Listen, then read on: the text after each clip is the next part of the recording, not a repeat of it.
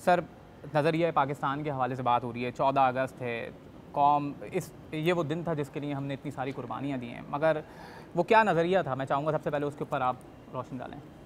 बिस्मिल्लाहिर्रहमानिर्रहीम। लेकिन अगर उस पाकिस्तान और आज के पाकिस्तान को देखा जाए तो मेरा ख्याल है हदफ़ के लिहाज से भी और पेशरफ्त के लिहाज से भी आपको तज़ाद बहुत बड़ा नज़र आता है।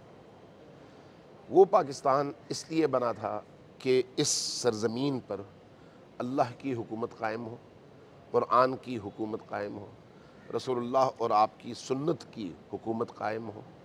एक ऐसी रियासत जहाँ पर अल्लाह के दिए हुए अक़दार और वैल्यूज़ की हुक्मरानी हो, जहाँ पर शेर और बकरी दोनों मिलकर एक ही गाढ़ से पानी पी सकें और उनके दरमियान मोहब्बतों का रिश्ता हो, जहाँ पर अदल हो और इज्तमाई मुसावात हो, जहाँ पर बराबरी की सतह पर कानून सबके साथ सलूक करे, जहाँ पर सरमायादार को एक ही रात में सरमायादार बनने की इजाज़त न हो और गरीबों का नवाला छीनने की इजाज़त न हो, जहाँ पर तमाम मसालिक और तमाम फ़िरक़े आपस में मिल बैठ कर कलिमतुल्लाह की बुनियाद पर और अल्लाह की किताब और रसूलुल्लाह की रिसालत के साये तले एक होकर बता सकें कि हम ला इलाहा इल्लल्लाह मुहम्मदुर रसूलुल्लाह के मानने वाले हैं।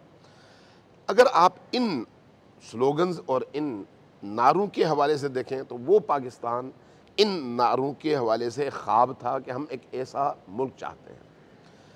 लिहाजा लोगों ने अगर जानें दी तो इस कॉज के लिए दी, वरना पैसे के लिए लोग जान नहीं देते, सियासत के लिए लोग जान नहीं देते, जब तक हदफ ऐसा ना हो जो उनको इस बात पर तैयार कर सके कि अगर मैं ये जान देता हूँ तो मुझे इस जान की कीमत के तौर पर इससे बेहतर चीज़ मिलेगी जो कि जन्नत है और अल्लाह की रज़ा है। पैसे के एवज़ जन्नत नहीं मिलती, अल्लाह की रज़ा नहीं मिलती, दौलत के एवज़ नहीं मिलती। इसलिए वो वैल्यूज़ और वो कदरें हैं जो इंसान को जान देने पर तैयार करती हैं। यही वजह है कि उस हिजरत के नतीजे में जो इंडिया से पाकिस्तान की तरफ हुई, आपने जैसे ख़ुद भी इशारा किया, हज़ारों नहीं लाखों ख़ानदान मुतासिर हुए, जानें गईं, इस्मतें लुटीं, ताकि दीन और दीनी अक़दार और वैल्यूज़ इस सरज़मीन में हाकिम हों। लेकिन आया उसका समर और उसका फल भी उस तरह से मिला? अगर आज 70-75 साल के बाद हम माशरे में देखें तो वो तमाम वैल्यूज़ जिसके लिए वो कुर्बानियाँ दी गई थी आज माशरे में नापैद हैं।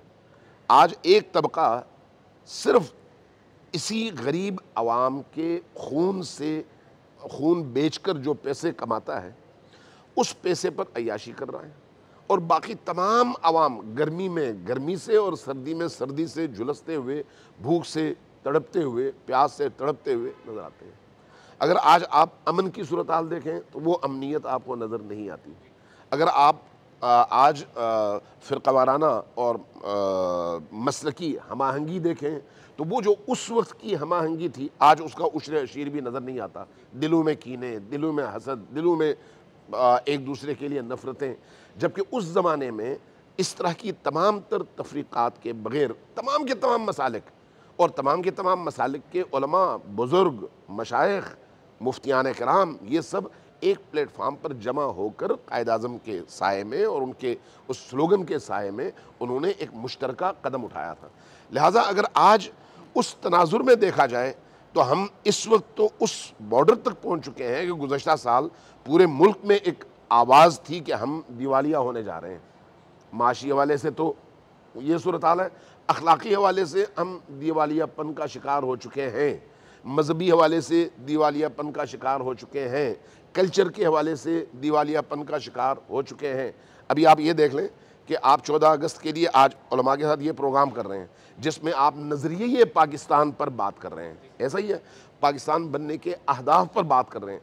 बाकी चैनल्स को इसी टाइम पे आप देख लें, वहाँ पर क्या बातें हो रही होंगी, वहाँ पर कोई औरत नाच रही होगी, कोई बदन की नुमाइश कर रही होगी, कोई गाना गा रहा होगा। वो गाना, वो नुमाइश और ये जो जश्न और सुरूर की कैफियत है, किस चीज़ की खुशी में है? दीन हाथ से गया, मुल्क हाथ से गया, नज़रिया हाथ से गया, अमन हाथ से गया, आपके वैल्यूज़ हाथ से गए और उसकी हम टीवी पे खुशियाँ मना रहे होते हैं। तो इससे ज़्यादा अखलाक़ी और फ़िक्री आपको दिवालियापन कहीं और नज़र नहीं आता। आज हम एक ही साथ दो मुल्क बने थे, एक हिंदुस्तान और एक पाकिस्तान। हिंदुस्तान हिंदू होने के बावजूद कहाँ पहुँचा, पाकिस्तान मुसलमान होने के बाद कहाँ पहुँचा।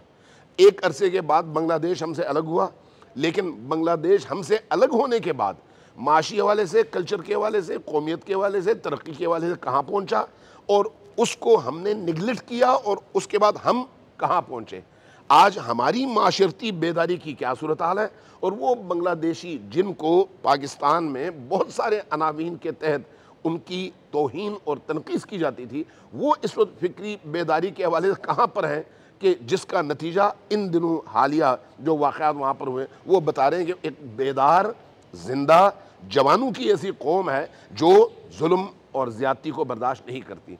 लिहाजा अगर हम इंटरनेशनली भी अपना इमेज देखें दुनिया इस्लाम में या फिर बाकी तमाम अक़वाम के दरमियान, तो हमें दुनिया इस्लाम में एटम बम के अलावा अपनी कोई शख्सियत और अपना कोई वैल्यू दिखाने के लिए हमारे पास मौजूद नहीं है। और एटम बम भी हमने रखा हुआ है ताकि अमेरिका को खुश कर सकें और अपने दुश्मनों को खुश कर सकें और इसराइल को थपकी दे सकें, इसके लिए रखा हुआ है। अब अगर उसके अलावा आप जो हासिल चीज़ें हैं उनको देखना चाहें तो आपको चंद जुल्म और बर्बरियत की दास्तानों के अलावा और फ़िक्री तौर पर इन्हतात के अलावा इस मुल्क में आपको कुछ नज़र नहीं आता। यही वजह है कि गुज़श्ता 2 सालों में 20 लाख के करीब जवान आपके मुल्क छोड़कर जा चुके हैं। मुझे आप ये बताएं कि कोई भी माई बाप, कोई वालदा, कोई बाप ये सोचे ये जुमला सुनकर कि जब आप एक बच्चे को पालते हैं, किन रियाजतों से उसको गुजारते हैं, उसकी तालीम पर कितना खर्च करते हैं, ज़मीन बेचते हैं, तालीम पर खर्च करते हैं, अपना कारोबार ठप करा देते हैं लेकिन उसकी तालीम पर खर्च करते हैं। वो बच्चा जब डिग्री होल्डर बनकर कुछ करने के काबिल होता है तो उस वक्त वालिदैन को ये उम्मीद होती है कि ये बच्चा जो है अब हमें कमा कर खिलाएगा। लेकिन उसी वक्त अगर वो बच्चा वालिदैन को छोड़कर भाग जाए तो उन वालिदैन का क्या हाल होता होगा।